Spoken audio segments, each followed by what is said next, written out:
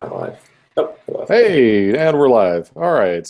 Let me kick off that tweet. Hey, everybody, welcome back. This is session number 9, I believe, of our JS training series. My name is Alexis Abril. I'll be your head trainer today. My co-host with me is, I don't know which side I'm pointing to, is Matt, one of our fellow Bitovians, and the lead developer for Steel.js, FunkUnit, and a few of our open source projects, which is pretty awesome. He's going to be helping me out today. If you Hello. have any questions over what you're going to see, we're going to go over a few exercises. We're going to continue on with building up jQuery. This week we'll be talking about traversing the DOM. If you have any questions at all, feel free to ask in our Gitter chat. That's the Bitovi/JS-training Gitter room. Or if you're watching this Hangout live on the air, you can ask in our QA app. Other than that, let's kick this off and get started. So we left off last week with building up our screen share, entire screen.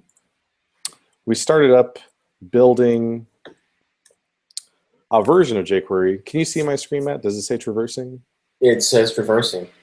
Perfect. We started building up jQuery utilities 2 weeks ago, things like each and isArray, some really helpful utilities that are kind of on a static mindset. It's not a jQuery instance. Last week, we started finding elements in the DOM and manipulating elements in the DOM. We created a simple jQuery function where it can take a selector, look for elements in the DOM, and build up an array-like object. And then we started attaching methods to that function's prototype, such as HTML, text, and val, so we can manipulate all of the elements in our collection. This week, we're going to go over traversing. If you have a reference to an element in the DOM, how do you move or how do you find other elements in the DOM? So with that, let's kick this off. Assuming you're starting from an individual element, let's say we have this sample markup here. We have an unordered list with a bunch of LIs. That LI could have some children inside of it, such as text nodes, anchors, spans, etc. You have a couple properties available to you. In this LI, if we were to say this LI is our element, what are its child nodes? It's going to return everything in the highlighted area. It's going to return all the text, all the DOM nodes, such as anchors and spans. There are many different types of nodes when you're building things up in the DOM. Matt, do you know offhand how many types there are, by chance? I'm going to say, I don't know, but I'd say there's probably 12-ish. I feel like that's probably right. I actually don't know offhand. If you look in Mozilla's documentation, there's a nice list, enumerated list of all the different types. You have things like HTML elements or DOM nodes. This is one of them. Text nodes. These are two very common nodes. But you have other things as well, such as C data and all kinds of different types of nodes. The two main Yeah, types. Go ahead. Go ahead. oh, sorry to interrupt you. There are 12. Oh, Yes, perfect. there's like document fragment node. There's lots of different. Yeah, there's a lot of different nodes for different purposes, which is pretty cool. When we're building up or when we're manipulating DOM and jQuery, typically you'll see people manipulating text nodes and mostly DOM nodes themselves, HTML elements. In this case, we have child nodes. We also have first child, very descriptive. It's going to bring the first node back. This is text or DOM nodes that can come back. Same thing for last child. Pretty self-explanatory. It'll bring the last node in its child collection. Excuse me. We have next sibling. This will return the node immediately following our current node. Note that this will return text. Right now this is an LI. The next element happens to also be an LI. But if this was a div followed by a paragraph of text, and I don't mean it like a p tag, but just text as a string, the next sibling would return the next text node. Just to be aware of that, previous sibling will do the same, but it'll return the prior, whatever is preceding, immediately preceding this element. You also have parent node. Whatever the enclosing element happens to be, You also have 3 newer versions of all of these methods, which aren't on the slide, but you have next element sibling, previous element sibling, and parent element. Do you know offhand what those do, Matt, by chance? Next element sibling will give you the next sibling that is an element, so it will skip text nodes. What was the other one you said? Previous element sibling and parent element. Previous element sibling will do the same thing, and then parent what now? Parent element. Parent. I haven't used parent element. I'm assuming it's, I don't know, what is it? I actually had to look that up today. They're actually all the same thing. Since we spend a lot of time traversing through the DOM, especially if jQuery, if you wanted to modify the next div's, background color, or you want to animate to the next sibling, you're probably not talking about the next text node. You probably want the next element. These are really, really popular methods in a lot of utility libraries. Now they're just native, built into the browser. Relatively new. I say now they're new, but I think they've been there since like IE9. We just haven't been using them too frequently. Which are very useful methods. Go ahead. Do I have someone's asking for the link to the Google webcast. Oh, sure. If you follow Bitovi's Twitter account, I just tweeted it. Oh yeah. I'll get that one. Yeah, if you could drop that in the Gitter chat, that'd be perfect. Apologies. I just realized today we don't have the next amount of Hangout events scheduled, like the actual links scheduled. So I'll get those next set put up as well. Today was kind of short notice. Sweet. Yeah, so I guess what you're speaking about is the difference between a node and an element. An element is a type of node, but text nodes are not elements. So that's kind of gets you around. When usually you just want to manipulate elements, you don't usually want to mess with text nodes. That's exactly right. Yeah, that's exactly right. Typically, when we're talking about previous sibling and next sibling, as developers, we're probably not talking about manipulating the text. We probably want to manipulate an LI or a div. And now we have native ways to just handle that, which is pretty cool. Native is always a little bit nicer. Here's a newer one as well, children. Child nodes, if we have the li and we take the child nodes, we'll get the text and the elements. Children will do the same thing, but it will omit any text nodes. So we'll only get the DOM nodes back. This is very similar to jQuery's children method. If you're used to jQuery, if you're using traversal methods in jQuery. So this is pretty cool. Now we have native functionality to just get the DOM elements from wherever our point of traversal happens to be. So one of our continuing building up our version of jQuery, we're going to build our own next method. Now there's a couple ways to do this. You can see the hint, make sure we check for text nodes. So if you want to do the super hard version, we can talk about that as well. Not the super hard version, but the more elaborate version. Or we can use one of our new traversal properties, such as next sibling or next element sibling. So in this case, we have a jQuery collection, $, and then some string selector, and then we want to build up an array, a jQuery-like object, or I should say an array-like object, our jQuery collection containing all the next elements found in our collection. So if we have an element with an ID Doberman, we're going to return a jQuery object with the next element following this ID Doberman. If you have Doberman and Beagles, if we have 2 elements, then we're going to get 2 elements back, at most 2 elements. There is the scenario where there is no next sibling, and we'll just get an empty array or a single element back, depending on what this is. So if you would like to complete these exercises, we have a JSBin set up for you guys. You can bring that in here.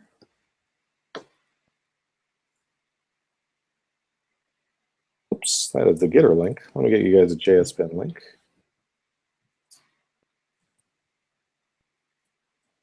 You can use this link to clone your own and complete the exercise. If you would like to complete this exercise, this is a good place to pause the video. And when you feel like you're comfortable rejoining us, just hit play and the Hangout will rejoin. If you would like to just watch me and Matt work through this exercise, there is the stream you can click on and you can watch me edit this out. In this week's version, we're going to be doing, we have 4 placeholders here: next, previous, parent, and children. These will be our traversal methods we're going to build up. Currently, we're going to build up next. So let me put in pseudocode really quick what we need to do. First off, we need to, anytime you have a existing collection, so let's say we have an existing array, and you want to loop through each item in the array to execute some action and then build up a new array, the mechanisms, and I know it's kind of a complex way to say this, but the mechanisms we have, we can say we want some secondary array, some secondary store. So we're going to call this var elements equals array. And this is where we're going to put all of the next siblings that we find. So we need to iterate through our current collection, find its next sibling, and then we're going to push it onto this array. Did that make sense? I said that really weird. I apologize. I've had a lot of caffeine today. I think it makes sense. And then I'm going to put this in just comments. We're going to iterate through our collection and push sibling elements onto our array. Pretty much all we're going to do. And then we want to, for chaining, if we go back to our slide, it's pretty awesome. jQuery gives us this ability to chain, such as .html, .val, .text. You can do those all in a row. I don't know why you do that with .val, but you could say .next and then manipulate the next element's HTML to make sure that we're still giving ourselves this chainable functionality. We want to return this new collection. In our case, we want to return $elements. So return a new instance of a jQuery object with the sibling elements as the contained list of DOM elements. Sounds good. Cool. Let's write the code for this. So if we want to iterate through our collection, what's really nice is 2 weeks ago, we wrote an each helper. So we actually have a way to iterate, which is pretty handy. Yeah, I was going to ask if you had that. Yep. We have a few helpers. We have each. I can blow this up here. Extend, each, isArray, makeArray, and proxy. Those are what we currently have available to us. Okay. Which is kind of nice. Let me see how I rewrote our each actually. See what we can do. Yeah, we're setting context too, which I like. Mm-hmm. So in each, we want to iterate through a collection.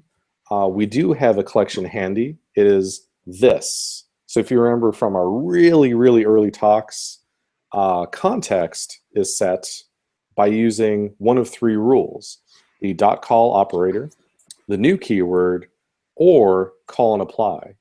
Now in this case, because our usage, let me open up a Sublime editor, do a little bit of live coding. Because our usage is probably going to be something like var divs equals looking for all the divs on the page. And if we wanted to say dot next, you're using the dot operator here, which means this collection will be our context. Mm-hmm. It's kind of nice. So I could say iterate over this. That will be our collection. And then we're going to invoke some callback. Very nice. Now in our callback, what did we want to do? I forget. Do you remember, Matt? I'm forgetting for dramatic effect. I believe what we want to do is we want to go. You want to find who are the siblings and add and push them into the elements object, right? Yeah, that's exactly right. So, and we have a property to way to do that. So if I look at our, if I bring up our each helper one more time, we can see that we're invoking our callback with an individual item in the collection. If you recall what a jQuery object looks like in memory, I can draw it out real quick. A jQuery object looks something like this. One HTML element with a length of 2, and a proto, which points to a bunch of cool things. This is pointing to jQuery's prototype. It has things like HTML and text and all our fun jQuery functions. It's all going to be there. But this is the kind of the basis for our jQuery object. This is what they look like in memory, which means an individual item, if we're iterating over this, an individual item would be the DOM element itself. Mm-hmm. So if I go back here, I can say this dot next sibling. Now this will be any node. This will be a text node. It'll be whatever is immediately following this. In our case, I'm going to use next element sibling, which is kind of handy. And this gives us a handle to the next DOM element following our current, whatever current element we are in the collection. But what we want to do with this is pretty simple. I just want to push this onto our array. And this should build up a collection of all of the next sibling elements that we have found. Let's see if this passes our test. It does not. What did we get wrong here? What did we miss? Oh, there's one condition that we missed that I said out loud and I've completely forgotten. I will blame the caffeine. What if we don't have a next sibling? So you can see we expected 0 in our test and that we resulted in 2. So there's probably the case of what if you're at the end, let's say you're in an unordered list and you have the last li is your element, and you say li.next element sibling. It will actually return a null as intent to show you that there's nothing else. But in our case, we're not checking for it. We're just saying push null basically onto this elements array.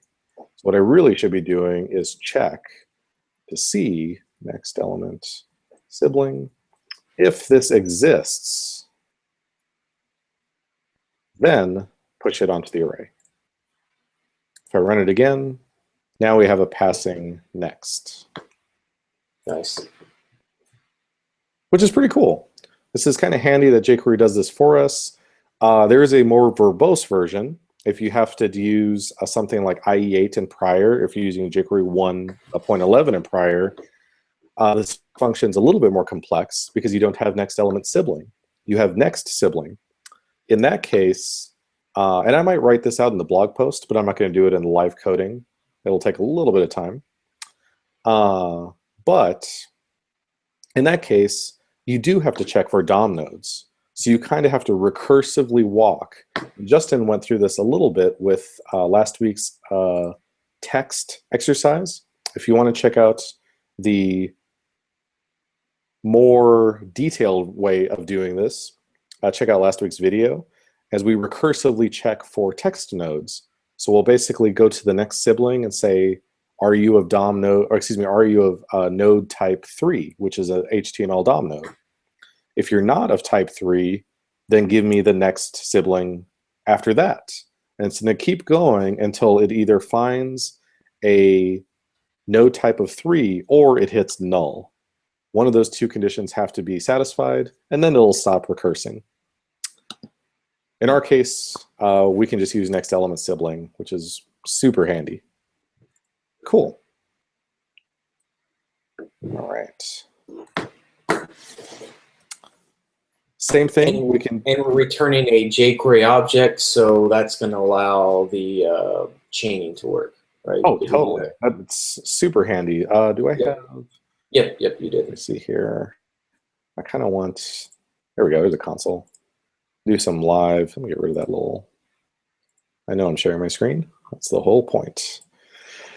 So if I did something like var div equal or divs equals dollar,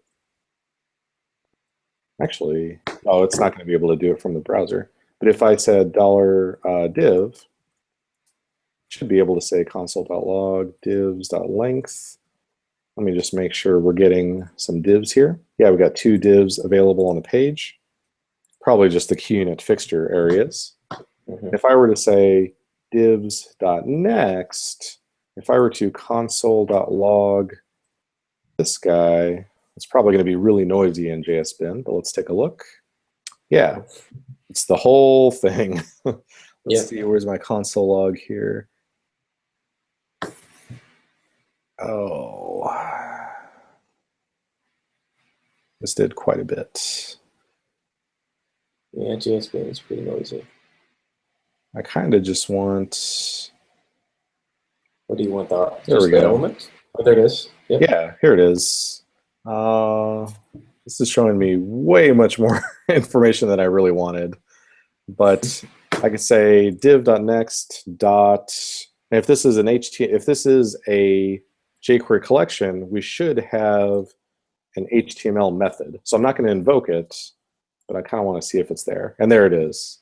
There's our HTML method, function new HTML. If I expand HTML, we should see the same exact function, which is pretty cool. So we know we're getting another collection with another object, I should say. It's array-like, and its proto points to jQuery's prototype. These are the defining characteristics of making a new object of a specific type. Cool. Awesome. Good point. Whoops. Hide the console. There we go. Okay. Now we're going to do the same thing for previous. Previous is so similar that I am actually going to copy and paste next. Right in there. And I'm going to change next element sibling to previous. Whoops, if I could type. If you want to get fancy, you can make a helper method that did both of them. Oh, you're reading my mind. It's almost like that's where we're going. Actually, I had no idea that's where we're going, but I just thought it'd be a good idea. I like where, yeah. So obviously we see our previous test is passing, and Matt is one step ahead of us because he's already recognizing, hey, we're starting to repeat ourselves. Maybe we should refactor this in some way. And that's exactly what we're going to do. We're going to take it a step further because I'm going to do parent children, and then we're actually going to refactor find next previous parent and children all together at the same time, which will be pretty cool. If we go through, you can see the next exercise, we're going to be adding a parent method. Now, if one of these makes sense to you, you can see we're moving pretty quickly. They're all pretty much going to make sense. We're pretty much doing the same thing. We're creating an arbitrary array. We're iterating through our collection, finding some elements based on our starting point, if it's next to it, if it's prior to it, if it's the parent of it, or if it's the child of it. And then we're pushing those things onto our array. That's pretty much all we're doing. So in our case, for parents, I'm going to do the same thing. I'm just going to copy and paste this in here. We don't really need this if check anymore, because if you're a DOM node on the page, you have a parent. Yeah. Somebody is your parent at this point, even if it's the body itself or the document. So in this case, I'm just going to push this dot parent. You can push parent node or parent element. We had this discussion, actually. I was doing a training earlier today. I don't know offhand if there's a case where parent node would throw something we didn't expect. Yeah, I was thinking the same thing. And when would it ever not be an element? It would have to be some kind of strange case where you have a handle to like a div inside a C data object or something. Oh, I have a case actually. Oh, do you? Yeah, if you look at, or maybe document element, its parent node is the document, which is not an element, if that makes sense. Oh, so good. document element is the HTML tag. It does not have an element parent. So there's that. So Okay. I would guess that would be null in that case. Parent element would be. That's a good case. That's a good case. So maybe if you're, this probably doesn't come up too often if you're manipulating things, like if you have an event listener or something. But if you're building some kind of helper library where you're recursing through all the parent nodes for some reason, then you might run into this type of situation. So in that case, you could do one of two things. You could say if this.parent node, or you could say this.parent element. Actually, you could say if this.parent element, because in that case, parent element would also be null. Either way, that's a good use case. I'm going to use parent element in this case, which is going to look for the wrapping DOM element. You can see our test is now passing. Pretty simple. All we just had to do was that straightforward.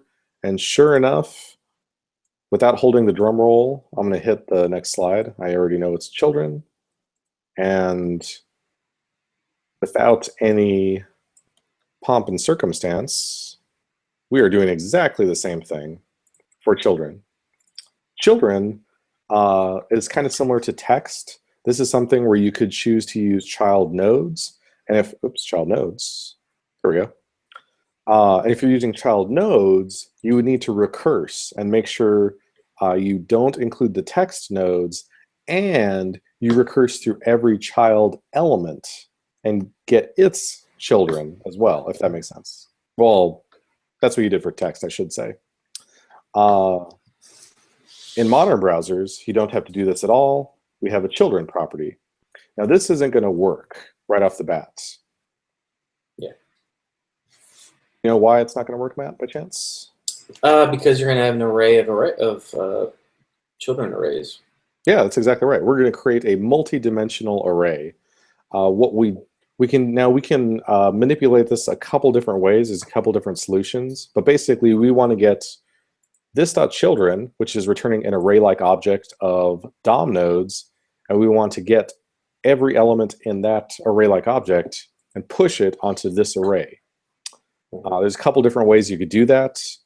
I mean, we could loop through this array. We could use something like splice or concat. We could turn it into an array and then use concat. I'm going to do, if you remember our knowledge of call and apply from prior trainings, I'm going to use apply because I love using apply. I'm going to use push from an instance of an array, and I'm going to call apply on it. Now I'm going to set the context to our elements array.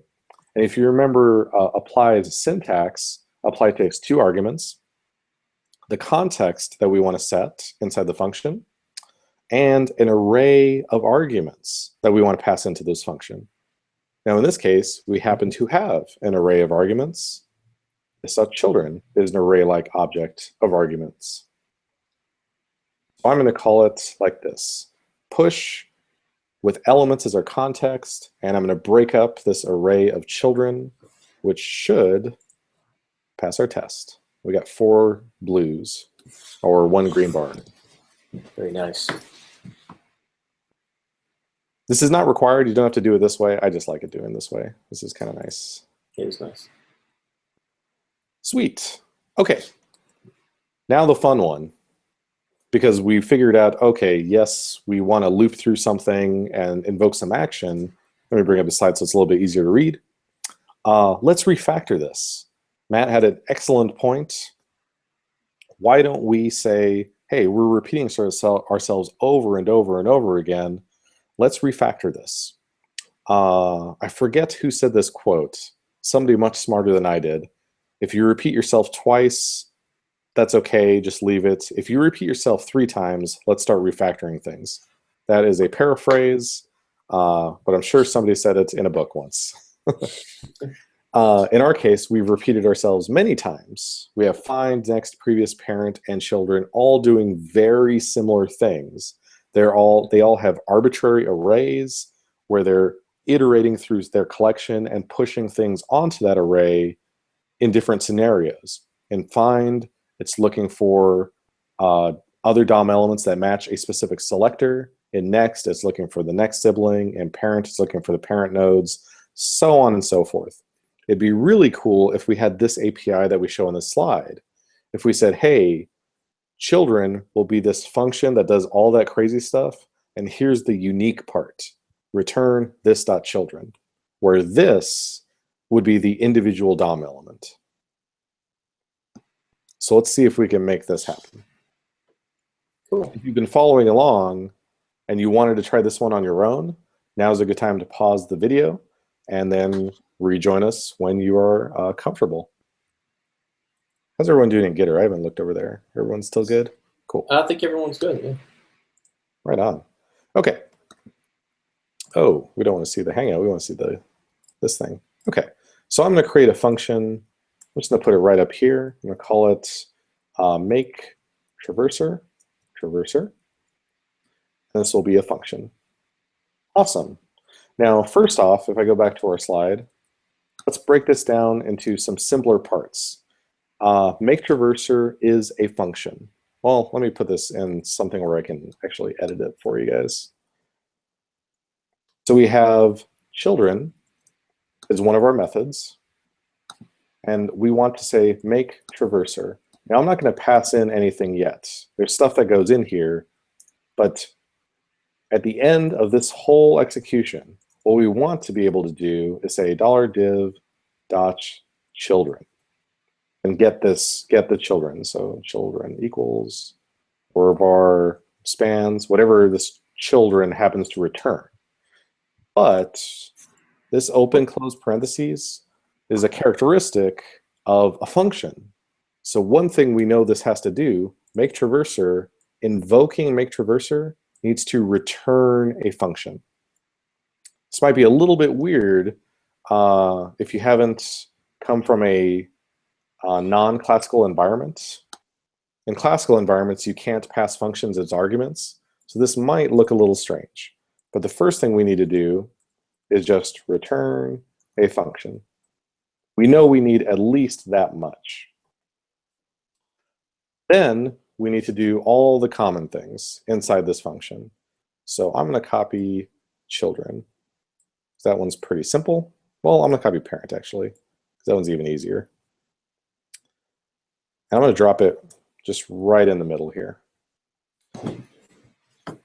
So if we said make traverser is going to return this function, I think we're good. But we need to redo this slightly. I want this to be a unique to parent. So let me rewrite the parent function. I'm going to say make traverser. I'm going to pass in a callback that says return this.parent element. This is the unique part. This is what's unique to parent. But we want this to be invoked many times and build up a new jQuery collection. So if we go up here, make traverser accepts a callback now because we're passing in a function down below. And then we want to build up this array of elements and invoke this callback. So here, this line's going to go away. We want to invoke this callback for each element in our current collection. Now, I don't want to just invoke it like this. Yeah, I see a problem here. Yeah, if we invoke it the way it is, what is this going to be down in our callback? The window. Exactly. It didn't follow any of our rules. It didn't use .call, new, or call and apply. So this will be the window. What we can do is say .apply this, and does parent take, and that should actually be all we need. I might as well pass in the arg. Well, this is going to be, well, this is going to invoke the callback. So this is going to be all we need to make this work. So now we have this will be set to this, not to be confusing because we're using this many times. And this on line 70 is the individual element while we're iterating. So we're iterating over a collection of DOM elements. And by the point we hit line 70, this will be an individual DOM element. We're then going to invoke the callback with the context of that individual DOM element. Now that we have this callback looks like it returns something. What we're going to do is we're just going to take that return value, elements.push, and push it right onto our elements array. And this should be all we need. Let's see if our parent still works. And it does. Our parent still works. Awesome. Let's take this a step further, and let's do the same thing for children. Now, children's a little different, because children isn't returning a single element. It's returning many elements, an array of elements. So I'm going to do the same thing here. Cut that out. Make traverser. Get a little more complex now. It is. Because some situations it's going to be a single element. Some situations it's going to be an array of elements. Or an array Exactly right. Yeah, sometimes it could be a collection. So in that case, now we have a case, if I run this as is, this should fail with children. Yep, children failed. Because the callback is returning an array-like object. So if it's an array-like object, we can do that array push apply, and then push something on here. If it's a single element, we can say elements.push. Now, if you recall, 2 weeks ago, we created this isArray-like helper function for just this type of purpose. So we basically have, if you're an array-like object, do this, else do this. So that's what we can do right off the bat. Let's do that. And you'll see if you ever look inside jQuery source code, or anybody really, any open source code, you're going to see tons of instances where where the authors are reusing other functionality from the same library. This is a really handy thing. So if I want to say isArray, oops, actually we could just take the result. That'd probably be the best. We can say var, I'm going to call it result equals cb.apply this. This will be invoking the callback, and whatever we get back, we want to say if result, oops, excuse me, if isArray result isArray-like. isArray-like, thank you. If isArray-like result, then do this here. Push.apply with the context of elements, and then we want to put the result on there. Else, it's a single element, and we can just push that on there right off the bat. Elements.push results. There's one other way you could do this that I see. Yeah, go for it. Are you planning on doing it this other way, or no? I don't know. I'm not a mind reader. What's the other way you're thinking of? Didn't you create a make array helper? Yes. Yes, we sure did. You could do a make array with the result, and then just always use push apply if you wanted to prevent your if. That depends. Let me take a look at our make array, because is that what make array does? No. No, make array is going to turn an array-like object into a true array. Oh, okay. So if you passed in a single object, you would basically get an array of its enumerable properties. Okay. Yeah, I was thinking it would turn anything into an array. It would like return an array of just the element. But okay. Yeah, yeah, that'd be cool if it like wrapped it in an array. That'd be some. Yeah, there's some helpers. Kind of guessing. Yeah. Well, you just have to check if it's an array-like, and if it's not an array-like, return. Yeah, wrap it in an array. Would be how you would create a helper like that. That's true. That's true. That's exactly right. We could have done that too. Awesome. So now we have parent and children refactored. You notice they're a lot slimmer down here. I like maintaining that much easier. Then let's do previous. Now previous is even more complex because we have this if condition here that's unique. So let's take a look at this. Now if I wanted to do previous, I'm saying if this dot previous element sibling. We're doing the same thing for next.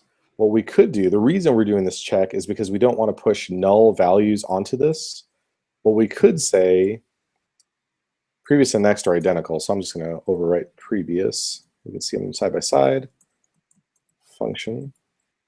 I would still love to be able to just say return this dot previous element sibling. I would still love to be able to just do that as is.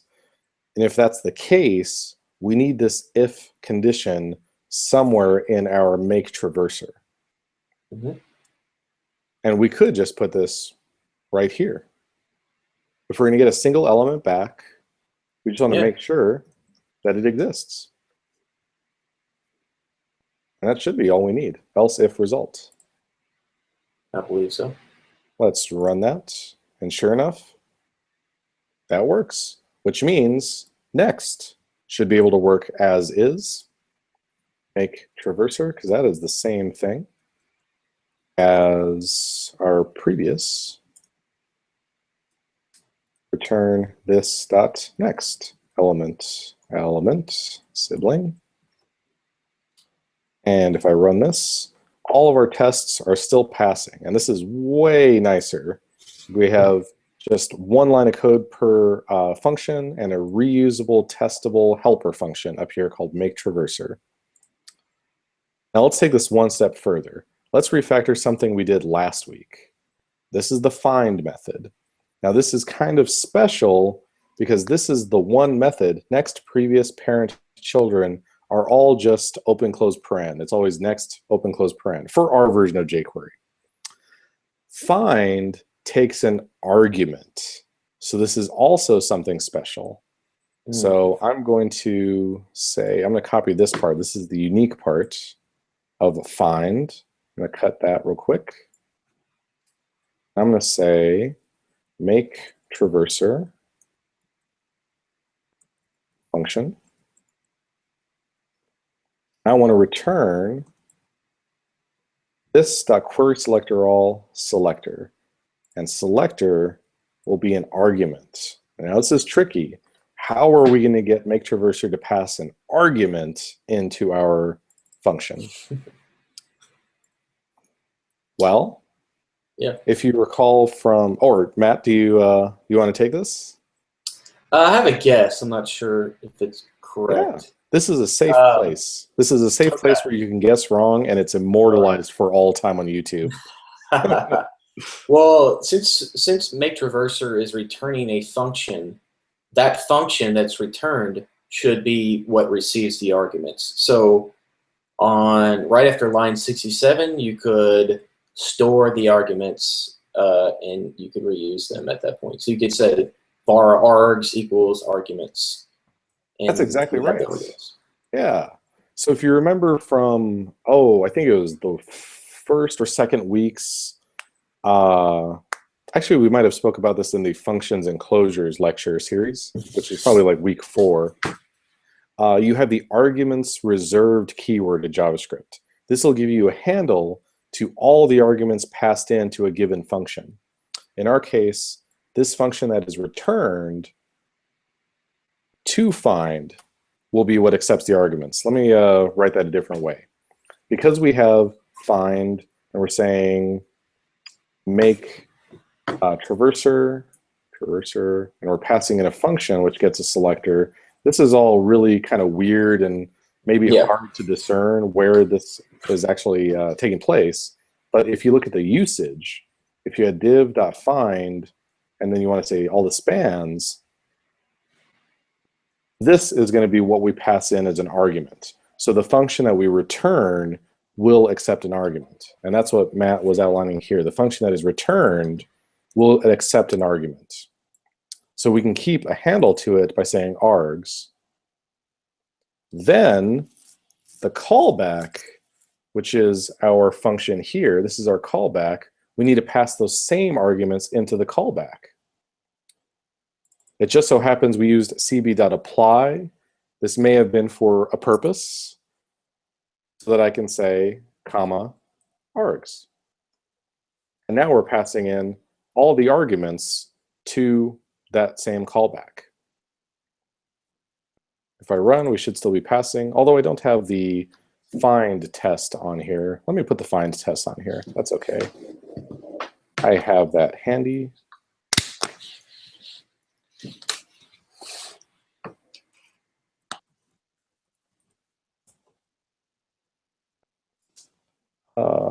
Test. Find. I'll add a test here real quick.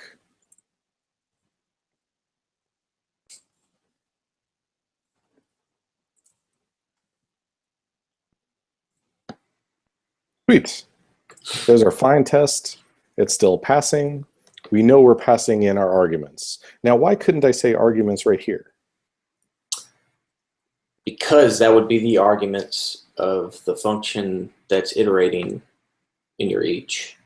That's exactly right. It would be these arguments passed in here. And each, if you remember what each does in jQuery, passes in an index or a property name and the value.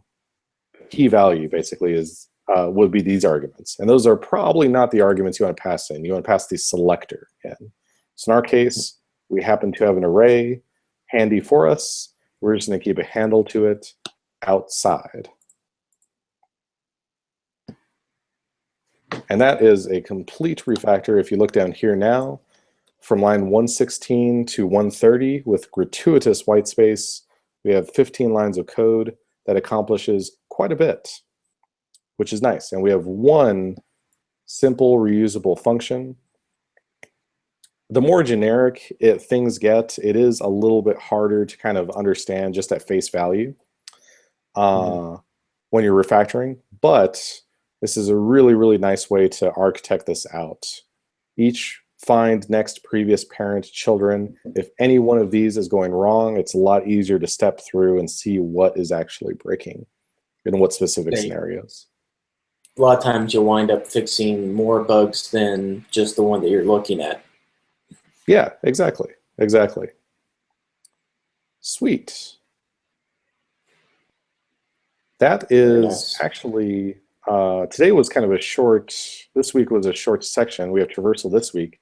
Next week, we're going to be talking about attributes, how to modify attributes, how to set attributes, and possibly styles in the same week, if I recall correctly. Let me flip back over to my camera. Hey, everybody. Oh, here we go. Why when we get text nodes inside UL, only LI are the only meaningful tags? Wait a minute. Why we get text nodes when inside UL, only LI are meaningful tags? Oh, it depends on a couple things. One, how your markup is structured. And when I say how your markup is structured, I mean how you typed your markup and how the browser is parsing your markup. So there's a lot of interesting things that happen when HTML is put onto a page. So if I had something like this, I think we had this, Justin had a really good example last week where you had a UL, LI, you had something like 3 LIs, and a closing UL like this. You're not sharing your screen. Oh, I'm sorry. Let me. Think that you are. I did think that I was. Let me share my screen. This is for Samayula Khan. I apologized, Sam. I totally just destroyed your name. Apologies for mispronunciation. Can you see my Sublime, Matt? Yes, yes. Okay. So I think this was the example we had last week. If I said ul.child nodes in this case, this would actually return more than what you would think. What would you expect this to return, Matt? How many nodes would you expect? I would expect 3 nodes. I would expect 3 nodes too. At face value, I'm looking at 3. What it's really going to return, I believe, is something like, for this one, 1, 2, 3, 4, 5, 6. Yeah, it's going to return 7. I believe this is the same exact example. We had 7 last time. The reason is it's going to return things like a carriage return and a tab. These are all going to be text nodes, but they're going to be kind of separate. Yeah, it's not going to be what you would expect. This was a really big problem. If you did any web development like in IE6, this kind of stuff was a really big problem with laying out the page because things would actually shift based on whether or not it had carriage returns or line breaks. But that's one of the reasons. Sometimes you don't expect there to be a text node, but the page is actually preserving those line breaks. So you want to look out for that. I don't know if there's actually a specification or a rule wrapped around that. I feel like there is today, but I feel like it's pretty recent. I feel like even in IE9, things could return different values than you would probably expect. Today, I think it's the same across the board. Not sure, though. That's a good question to look up. Good question, though, Sam. Good question. Excellent question. What else do we got? Let me go over to Gitter. We got anything in Gitter? No? No questions. We've got about 9 minutes left in this podcast. Me and Matt would be happy to stick around and answer any questions at all JavaScript related. If not, we might start talking about sports very quickly, which you're also welcome to stick around for. Test our knowledge. Yeah, I was going to say, it doesn't have to be about JavaScript. Like, if you just have some philosophical questions you want to ask us, I mean, we'll do our best. We have a colleague, Mark, who has got me hooked on some really deep philosophical searches. So yeah, I'm currently reading. I got a stack of books on my backlog that I need to catch up now on. I got to read and a few other books. Right now, I'm currently reading Democracy in America by Alexis de Tocqueville, his critique on American democracy right after the Revolutionary War. It was pretty it sounds pretty deep. Pretty exciting, yeah. Pretty heavy. Plus, he's got a great name. What a good name. That's true, he does. He does. Congrats to the U.S. women's national team. We're going to the World Cup. Yeah, I heard that. When does that take place? I don't know when the game is. I feel like it's on Sunday. You know, this video is going to be really dated. 6 months. It sure is.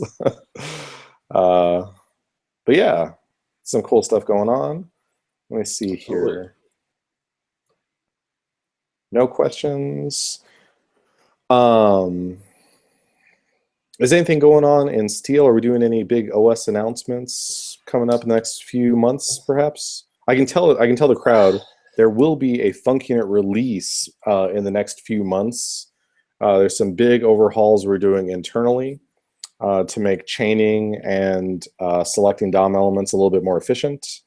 And we finally will have Jasmine 2.0 support. Those are both on the roadmap. As soon as somebody gets time to write all that stuff in, we will be releasing that. Any big Steel announcements? Not Steel specifically. There will be some small. There will be a lot of bug fixes coming to Steel relatively soon. There's a project we've been working on called Done.js, and that's what we're gearing up towards release. For those who have been around for a long time, there is a project called JavaScript MVC, which kind of put together CannJS and Steel and FunkUnit all into one nice package that worked really well together. Done.js is a spiritual successor to JavaScript MVC. So we're really excited. It has some pretty fantastic new features coming. It's really going to take Can. It's almost like a 3.0 release of Can as far as how many features, even though it probably won't be 3.0 because there aren't going to be any breaking changes, which is pretty awesome as well. Sweet. Nice. I'm looking forward to that. That'll be cool. Very cool. All right. Well, if there's no questions, feel free if you have questions. If you're just finishing up the exercise, if you pause the video and you're wrapping up the exercise and you have questions, feel free to post them in the JS-training Gitter chat room. We do check it from time to time throughout the week. Apologies, I know I'm 1 week behind on the blog posts. I did a little bit of traveling. I'm here in India at the moment, but I will get last week's blog post up with this week's blog post, and to get us ready for next week, which will be attributes and CSS styles, and then layout and positioning, which will be pretty cool. We're all leading up to getting into some architecture design decisions in a few weeks, which will be really, really cool. Let's stick around. I might have to show up for that one for sure. Yeah, they're going to get talks are going to start getting a little bit less low level. It's always going to be pretty meta, but it'll be a little higher level coming up. Yeah. We're starting to rise out of the basic JavaScript and start building some tools with it, which would be pretty cool. Awesome. Until then, I'll see you guys next week, and have a good week. Bye, everyone.